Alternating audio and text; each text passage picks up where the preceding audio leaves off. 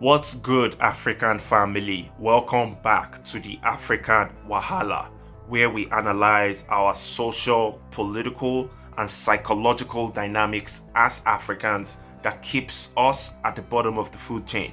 And this conversation pertains to Africans on the continent of Africa and in the diaspora. If you like the content of the channel, click on the like button and subscribe.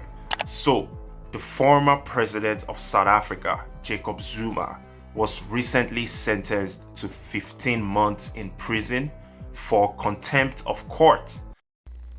Mr. Jacob Gedleyihlekisa Zuma is sentenced to undergo 15 months imprisonment. 5.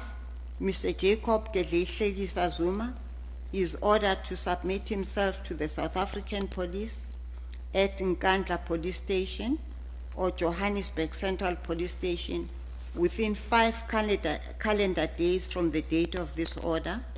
If with impunity, litigants are allowed to decide which orders they wish to obey and which they choose to ignore, then our constitution is not worth the paper on which it was written.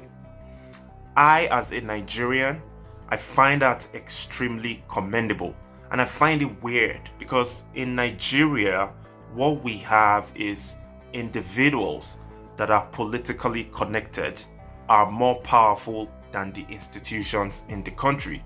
But clearly, South Africa has it right in that regard, where the institutions are much more powerful than the individuals, regardless their political connections. Jacob Zuma is 79 years old and he is sentenced to prison for his crimes. I believe there are some sort of investigations surrounding corruption, graft that Jacob Zuma was allegedly involved in while he was a president, and that's why he's being trailed around, forced to come to court, but he refused, and now he's sentenced to prison. Listen, man, in Nigeria, I'm not trying to say South Africa is a perfect country, by the way, because they have a ton of problems. It is a high crime rate country. They have a lot of disparity between the rich and the poor, and there is a huge lopsidedness in the economic powers around racial dynamics, okay, if you understand what I'm trying to say. So South Africa has a long way to go in development, in improving the standard of living for the people, but in general, they have it much better than what we have in Nigeria. In Nigeria, it's so crazy that once you attain some sort of political powers, you become untouchable because our institutions are very weak.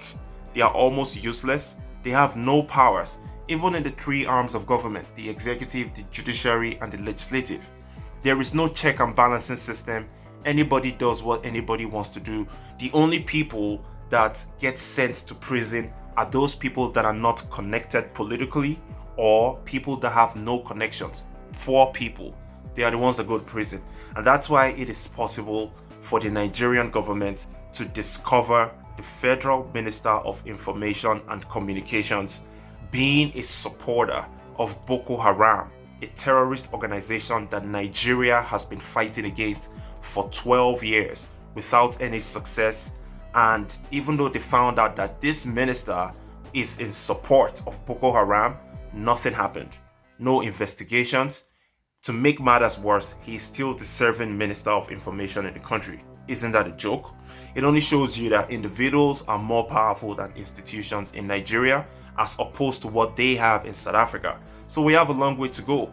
And if you don't serve justice, if you don't give restitution to victims of abuses, victims of human rights violations, there will never be peace. There is always going to be some sort of agitation. There is always going to be some sort of protest. People are going to continue to complain about their situations. They are going to continue to hold the political figures accountable for making their lives miserable. It's really that simple. So I'm giving you guys some intricate information that relates to how we run our countries and why we are where we are. Why it's almost impossible for us to rise to the top and maximize our potentials. This is the reason why. So I'll tell you guys what, right now that the Nigerian government has arrested the leader of the indigenous people of Biafra, Nnamdi Kanu, a separatist organization that simply want to succeed out of Nigeria because they feel marginalized, just like everybody else is marginalized in Nigeria, right? They've arrested a guy. I would recommend that the Nigerian government treads extremely carefully, because if they fuck up with this particular situation, it's going to implode a huge portion of the country. It's going to cause uncontrollable damage. So it's advisable that the Nigerian government treads carefully with the arrest of Nnamdi Kanu, and at the same time, they have to start going after other corrupt past criminal politicians and corrupt past individuals that have aided, that have contributed to the destruction of the country. Point blank and period. You can't continue having a country where individuals are more powerful than the institutions and expect there to be justice and expect there to be peace. It's not going to happen. So yeah, it's a quick one. Thank you guys for tuning in. If you like the content, make sure you subscribe to the channel, click on the like button. Peace.